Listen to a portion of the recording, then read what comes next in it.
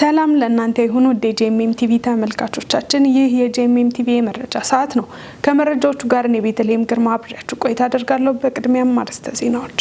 የኢትዮጵያ ወንጌላዊት ቤተክርስቲያን መካነ ኢየሱስ ልማትና ማህበራዊ አገልግሎት ኮሚሽን ያዘጋጀው የ2026 ብሔራዊ ደረጃ ግምገማ ወርክሾፕ ተጠናቀቀ። በአናሲሞስ አሳታሚ የተዘጋጁ 3 መጽሐፍት ተመርቀው ለንባብ በቅተዋል። ከውጪ የአሜሪካዋ ቴክሳስ ግዛት ለተማሪዎች የመጽሐፍ ቅዱስ ታሪኮች ማንበብን ግዴታ አደረገች። እንድትከታተሉን እየጋበዝኩ ወደ ዝርዝር መረጃዎቹ አለፍኩ። የመካነ ኢየሱስ ልማትና ማህበራዊ አገልግሎት ኮሚሽን የ2026 የስራ አፈጻጸምና የአመራር አቅም ለማጠናከር ብሔራዊ ግምገማ አካሄደ። የኢትዮጵያ ወንጌላዊት ቤተክርስቲያን መካነ ኢየሱስ ልማትና ማህበራዊ አገልግሎት ኮሚሽን ያዘጋጀው የ2026 ብሔራዊ ደረጃ ግምገማ ወርክሾፕ በቢሾፍቱ ከተማ ተካሂዷል። ከጁን 23 እስከ 26 ቀን 2026 የተካሄደው ይህ አውደ ጥናት ከዋናው መስሪያ ቤት፣ ከአካባቢ ጽህፈት ቤቶችና ከቅርንጫፍ ጽህፈት ቤቶች የተውጣጡ የፕሮግራምና ፋይናንስ ባለሙያዎችን አሳትፏል።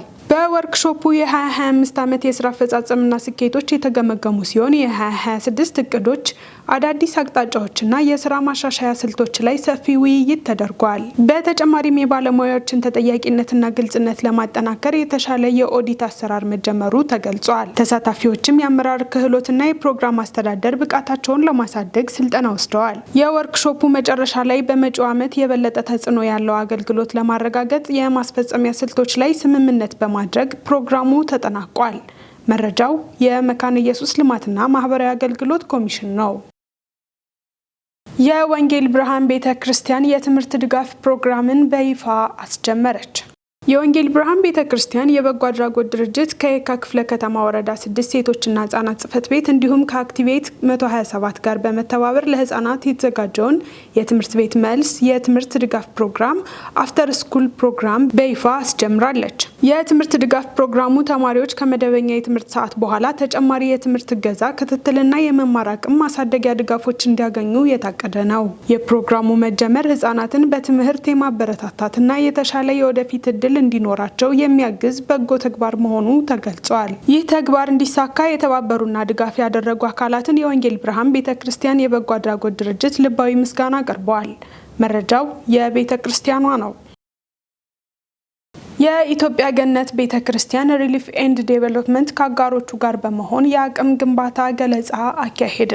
የኢትዮጵያ ገነት ቤተክርስቲያን ሪሊፍ ኤንድ ዴቨሎፕመንት ስራ አስፈጻሚ ቦርድ አባላት በኢምፓወርድ ወርልድ ቪው ወይም በነጻነት የታነጸ ሁለንተናዊ እይታ ስልጠና ላይ ያተኮረ የገለጻ መርሃ ግብር ተካሂዷል። ከወርልድ ቪዥን ኢትዮጵያ ቡድን ጋር በመተባበር የተዘጋጀው ይህ መድረክ ተቋሙ በወደፊት መርሃ ግብሮቹ ላይ ይህንን የልማት አካሄድ በስትራቴጂክ ደረጃ ለማካተት ያለመ ነው ተብሏል። ይህ እሴት ተኮር የሆነ የልማት ሞዴል ማህበረሰብን በሁለንተናዊና ቀጣይነት ባለው መልኩ ለማጎልበት ከድርጅቱ ተልዕኮ ጋር ቀጥተኛ ትስስር እንዳለው ተገልጿል። ለዝግጅቱ መሳካት እውቀታቸውንና ልምዳቸውን ላካፈሉት ለዶክተር ገለታ ሲሚሶና ለፓስተር አብነት አባቡ ድርጅቱ ከፍተኛ ምስጋና ያቀረበ ሲሆን ያበረከቱት አስተዋጽኦ ለድርጅቱ ስልታዊ አቅጣጫ መጠናከር ትልቅ መሰረት መጣሉንም አስታውቋል። መረጃው የኢትዮጵያ ገነት ቤተክርስቲያን ሪሊፍ ኤንድ ዴቨሎፕመንት ነው።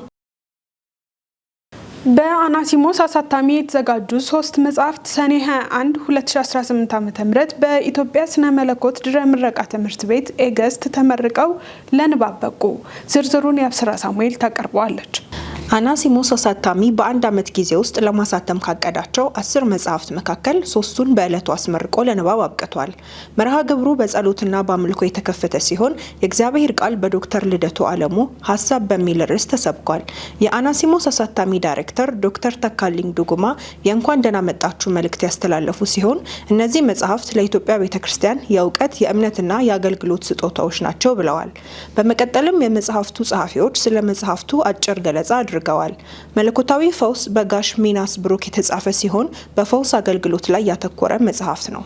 ሁለተኛው መጽሐፍ በአክሊሉ ኩማ የተጻፈው መንፈስ ቅዱስ በሉቃስ የተሰኘው መጽሐፍ ሲሆን በሉቃስ ወንጌልና በሐዋርያት ስራ ውስጥ የመንፈስ ቅዱስ ሚናን በስፋት የሚያብራራ መጽሐፍ ነው።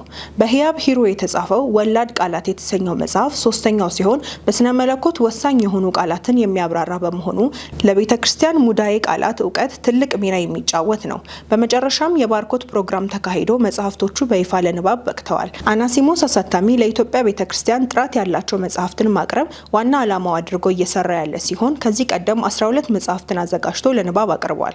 በቀጣይም 10 መጽሐፍትን አዘጋጅተው ለማሳተም ዓላማ እንዳላቸው ተናግረዋል። ይሄ እንግዲህ እንደ መርህ ይዘን የተነሳ ነው። ለጠንካራ ቤተክርስቲያን በርካታ መጽሐፍት ያስፈልጓታል የሚል ነው። ይህንንም ራዕይ ለማሳካት ባለፈው ዓመት ወደ 10 የሚሆኑ መጽሐፍቶችን ያሳትመናል። ለዚህኛው ዓመት ደግሞ በፈረንጆቹ 2026 ደግሞ 10 መጽሐፍቶችን ለማሳተም እቅድ ይዘናል። እስካሁን ድረስ 3 መጽሐፎችን አሳትመናል። በሚቀጥሉት ጥቂት ወራት ደግሞ 7 መጽሐፍቶችን በመጨመር በአጠቃላይ 10 መጽሐፎችን በዚህ ዓመት ለማሳተም እናስባለን እና ከፈውስ ጋር በተያያዘ ሁለት ወይም ሶስት አንጻሮች ነው የምንመለከተው። አንደኛው እግዚአብሔር ነው፣ ሌላኛው የፈውስ አገልግሎት ያለው ነው፣ ሌላኛው ደግሞ ያንን አገልግሎት የሚቀበለው የታመመው ሰው ወይም የሚፈወሰው ሰው ነው። አንዳንድ ጊዜ ደግሞ ሁለት ይሆናል። የሚታመመው ሰውዬና እግዚአብሔር ብቻ፣ አገልጋዩ በመካከል ላይኖር ይችላል እና አሁን ፈውስ ይኖራል። ደግሞም እግዚአብሔር ሉዓላዊ ስለሆነ ስለተጸለየ ብቻ ሁሉ ሰው አይፈወስም እና ባለመፈወስም በመፈወስም እግዚአብሔር ሉዓላዊ ነው፣ የሱ ፍቃድ ነው የሚፈጸመው የሚለውን ነገር እናውቅ ነው። አንዳንድ ጊዜ አገልጋዮች ይሄንን ነገር እንትን ሳይሉ ፈውሱን እነሱ ራሳቸው አድርገው እንደሚወስኑ፣ ያልተፈወሰው ሰው ደግሞ አንተ እምነት ስለሌለህ ነው ያልተፈወስከው ይላሉ። ነገር ግን ጌታ ኢየሱስ እንኳን እምነትን እንኳን ሳይጠይቅ ሰዎችን የፈወሰበት ሁኔታ አለ። ስለዚህ ያንን እምነት ማመኑንና ለማመኑን ራሱ የሚወስነው እግዚአብሔር። ነገር ግን አንዳንድ ጊዜ አገልጋዮቹ ሰዎችን ተስፋ የሚያስቆርጡበት ከህመማቸው ይልቅ አገልጋዮቹ የሚናገሯቸው ነገር የበለጠ የሚጎዳቸው አይነት ነገር አለ። ሰዎችም በግላቸው እንትን ሲሉ ይሄንን ሁኔታ የእግዚአብሔርን ሚና የነሱን ደግሞ ድርሻ እስካላወቁ ድረስ በእግዚአብሔር ላይ ላይማርሩ ወይም እግዚአብሔርን ሊያሙት ይችላሉና ይሄ ነገር እንዳይሆን የእግዚአብሔር ድርሻ አለ፣ የሰው ድርሻ ደግሞ አለ እና ዋናው ነገር ምንድነው? መለኮታዊ ፈውስ አለ። ነገር ግን በመለኮታዊ ፈውስ የተፈወሰው ሰውዬ ደግሞ እንደገና ይታመማል። አንዳንድ ጊዜ በማንፈወስበት ሁኔታ እንታመማለን እና ያ ደግሞ ህመም ወደ ጌታ የምንሄድበት ወይም ከዚህ ህይወት የምናልፍበት ነገር እንደሚሆን ይሄንን ማወቅ ደግሞ ያስፈልገናል። አክሊሉ ኩማ እባላለሁ።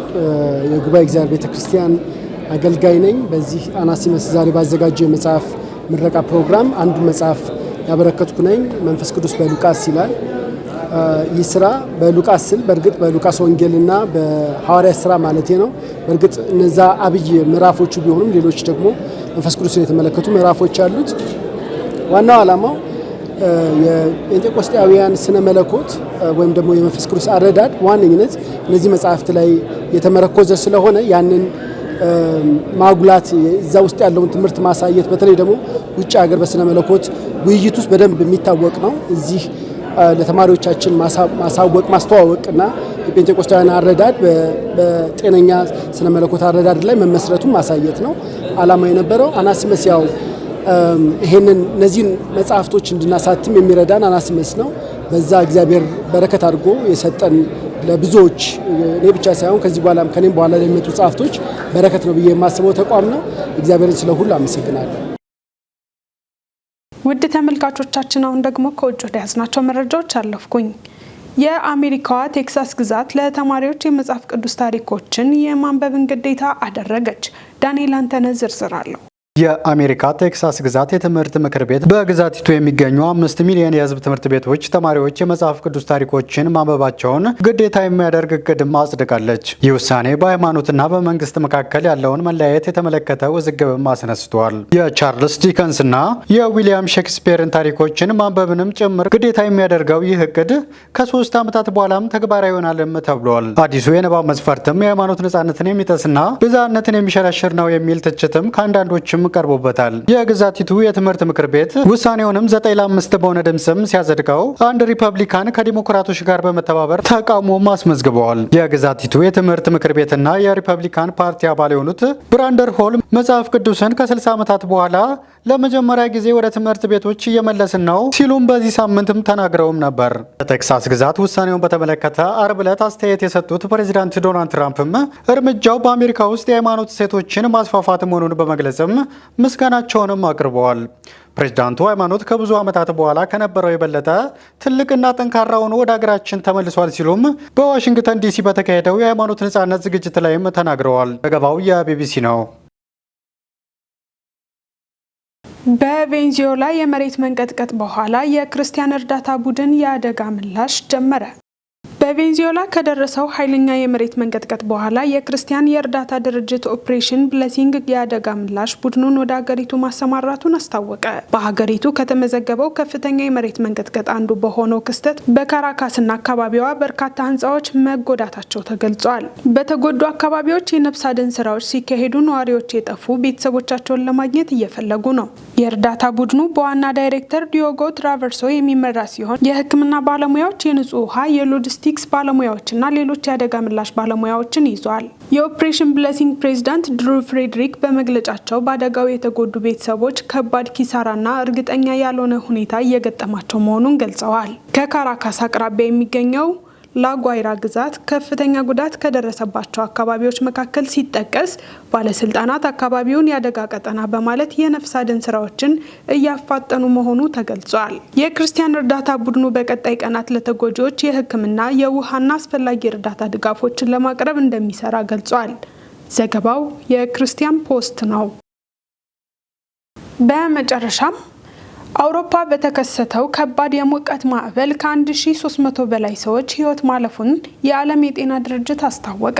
በአውሮፓ ታይቶ የማይታወቅ ከባድ የበጋ መጀመሪያ ላይ ያለው ሙቀት በመቶዎች ለሚቆጠሩ ሰዎች ሞት ምክንያት ሊሆን ይችላል ሲሉ የዓለም የጤና ድርጅት ኃላፊ ተናግረዋል። በጀርመን፣ በፖላንድና በቼክ ሪፐብሊክ ከፍተኛ ሙቀት ወደ ምስራቅ አውሮፓ እየቀጠለ መሆኑን አመላክተዋል። የዓለም የጤና ድርጅት ዋና ዳይሬክተር ዶክተር ቴድሮስ አድሃኖም በኤክስ ላይ ባሰፈሩት ጽሑፍ ከሰኔ 13 ቀን ጀምሮ ከ1300 በላይ የሚሆኑ ሰዎች ሞት ተመዝግበዋል። በአውሮፓ ካለው ከፍተኛ ሙቀት ጋር የተገናኘ እንደሆነም አክለዋል። ከባድ ሙቀት ብዙውን ጊዜ ዝምተኛ ገዳይ ተብሎ ይጠራል። እናም የአውሮፓ ቤቶች፣ የስራ ቦታዎችና ትምህርት ቤቶች ለእነዚህ የሙቀት መጠኖች አልተገነቡም ሲሉ ዳይሬክተሩ ተደምጠዋል። ትናንት እሁድ በፈረንሳይ ብሔራዊ የጤና ሚኒስቴር እንዳስታወቀው ከረቡዕ ጀምሮ በሀገሪቱ ውስጥ ከሚጠበቀው በላይ ወደ 1000 የሚጠጉ ሰዎች መሞታቸውን አስታውቋል። በቤታቸው ህይወታቸው አልፎ ከሚገኙ ሰዎች ቁጥሩ 40 በመቶ ከፍ ማለቱን ኤጀንሲው ገልጿል። አውሮፓ ምድር ላይ ከፍተኛ ሙቀት ያለባት አህጉር ናት፣ ከዓለም አቀፍ አማካይ በእጥፍ እየሞቀች ነው ሲሉ ቴድሮስ አስጠንቅቀዋል። በአህጉሪቱ የሚገኙ በሚሊዮን የሚቆጠሩ ሰዎች በአሁኑ ጊዜ በከፍተኛ ሙቀት እየኖሩ ነው። በመቶዎች የሚቆጠሩ ሞተዋል፣ ትምህርት ቤቶች ተዘግተዋል ብለዋል። ዘገባው የቢቢሲ ነው። ውድ ተመልካቾቻችን የዕለቱን መረጃዎች ከማጠናቀቃችን በፊት አርዕስተ ዜናዎችን ላስታውሳችሁ። የኢትዮጵያ ወንጌላዊት ቤተክርስቲያን መካነ ኢየሱስ ልማትና ማህበራዊ አገልግሎት ኮሚሽን ያዘጋጀው የ2026 ብሔራዊ ደረጃ ግምገማ ወርክሾፕ ተጠናቀቀ። በአናሲሞስ አሳታሚ የተዘጋጁ 3 መጽሐፍት ተመርቀው ለንባብ በቅተዋል። ከውጪ የአሜሪካዋ ቴክሳስ ግዛት ለተማሪዎች የመጽሐፍ ቅዱስ ታሪኮች ማንበብን ግዴታ አደረገች። ውድ የጄኤምኤም ቲቪ ተመልካቾቻችን የዕለቱ መረጃዎች እነዚህን ይመስሉ ነበር። መረጃዎቹን ወደ እናንተ ያደረስኩት እኔ ቤተልሔም ግርማ ነበርኩ። መረጃዎቹን ያዘጋጁት ነጻነቱ አቁማ፣ ዳንኤል አንተነህና የአብስራ ሳሙኤል በጋራ በመሆን ነበር። ከቀሪ የጄኤምኤም ዝግጅቶች ጋር መልካም ጊዜን ተመኘው።